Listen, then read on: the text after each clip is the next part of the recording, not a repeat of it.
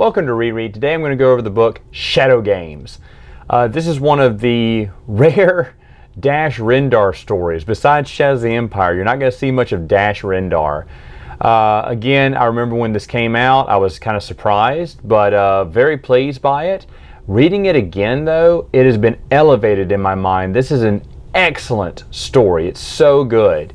It's basically about a hollow star named Javal Charn, who basically goes around. She's going on tour, and there's a stalker that's after her. That's kind of how it starts off. So she has to get a bodyguard. So she hires, down on his luck, Dash Rendar. The Outrider has been damaged, and he doesn't have enough money to even fix it right now. So he's desperate for any job. So he accepts the job to kind of protect her from a would-be stalker fan.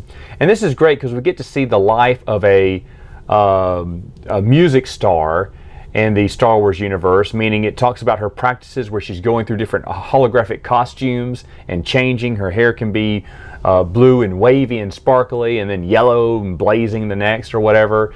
Talks about the crowd just cheering for her and going crazy, and her getting noticed wherever she goes, and Dash having a hard time trying to keep her in her bubble. She always wants to escape and go off and blow off steam from an accident would happen during a practice or something, and someone's in it, and it's someone on the inside. Someone has betrayed them all. Now the thing is, throughout this whole story, it's not really Empire versus Rebellion, even though later on it basically turns out to be it, meaning that there's always something Javel is not sharing with Dash. Dash is slowly getting the truth from her. This crazy fan turns out to be an ex-boyfriend. That ex-boyfriend happens to be a Vigo from Black Sun. But that's not the worst of it, because then it turns out that she has screwed over Black Sun. So bad, in fact, that Prince Caesar is after her. So it's even worse. But then you find out she's actually part of the rebellion. This is kind of her cover, and the Empire is after her as well. I mean, it's just layer upon layer of deceit that he slowly figures out, or it gets uncovered throughout the story. It is hilarious. There's a lot of great Dash moments there. In fact, he's kind of jealous of Han Solo, who is in this at the beginning, and then later on comes back in because he is hired to help out as a pilot. And the banter between Dash and Han is very enjoyable the whole way through. Remember, chronologically, Shadows of the Empire hasn't happened yet, so you didn't know about them being friends. And I'm kind of wondering how this is going to play as I read Shadows of the Empire. It's going to flow well, like A.C. Crispin's Han Solo trilogy seemed to flow well with everything that came after it and before it, chronologically speaking. But with this story, it's just, there's so many great moments. There's a moment where Leebo goes undercover.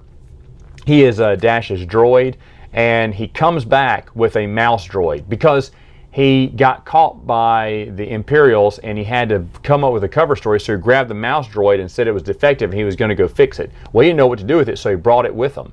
And then he's like, well, can I keep it? It's like a pet. Like Leebo wants it as a pet. And it's around for the rest of the storyline, even though it's not, it's not that big of a character. Like, it's cleaning the deck plates of, I think, the Millennium Falcon, and Dash gets mad and kicks it, and Leebo goes, hey, what did he ever do to you? It's really funny. Leebo, later on, there's a assassin called Edge, who they think they gave the slip to, but at the very end, he turns out to be hiding on the ship, and Leebo was waiting for him, because Leebo happened to be hiding in the compartment next to him, but couldn't call for help because he figured, he's like, oh no, he's right next to me. He'll know, he'll know that I'm there, and he'll kill me. Well, Leebo saves Dash by shooting, I believe it's one of the ramp girders, and letting it fall and crush Edge. And Dash is like, wait a minute, I thought you couldn't kill people. He's like, no, I'm just a bad shot. I kept missing.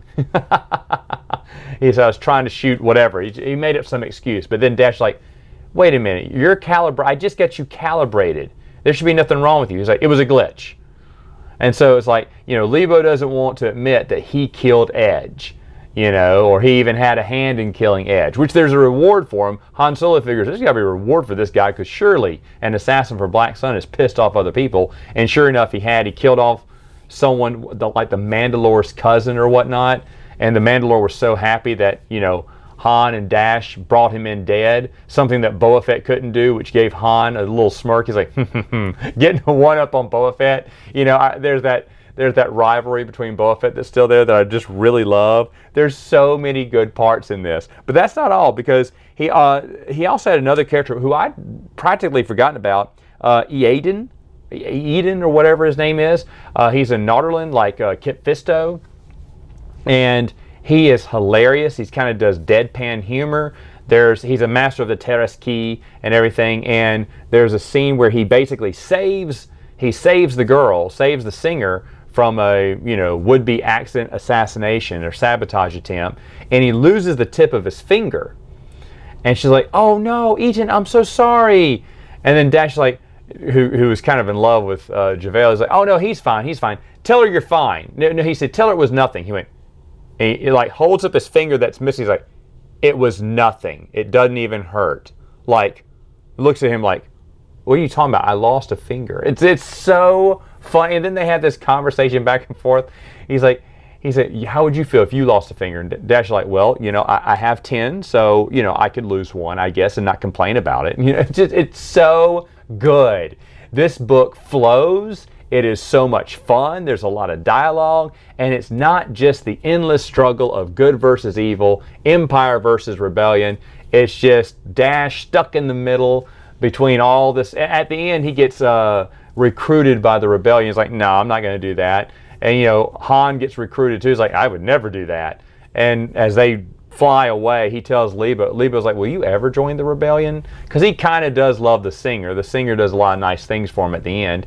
And he goes, "I'll join the day Han joins." And Leebo goes, "Well, I know that man. He will never join." Oh, that's another thing with Leebo. He doesn't like Han. He said when Dash says, "Well, if I die, Leebo, you'll have to go be with Han." He's like, "Oh, perish the thought." He went, "What's wrong with Han?" He went, "He treats me like a droid." And Dash goes, "You are a droid." And Leebo goes, "See, he's wearing off on you now." Leebo is actually really funny. I'd forgotten about some of his humor. It's easy to make a humorous droid because I've seen several with snarky attitudes. It seems like that's what you got to give him, is a snarky attitude. But yeah, Leebo, is he in my top 5? Probably. I'd like to see more of him to find out. But overall, this story was excellent. It's excellent. So refreshing to have a story that's just kind of a one-off about a music star and whatnot. That was really refreshing. I have no idea how he got this approved. A Dash Rendar story, like years after Shaz the Empire had come out, no one was asking for Dash Rendar stories, but we got one, and it was excellent. I can't wait to review the next book next time.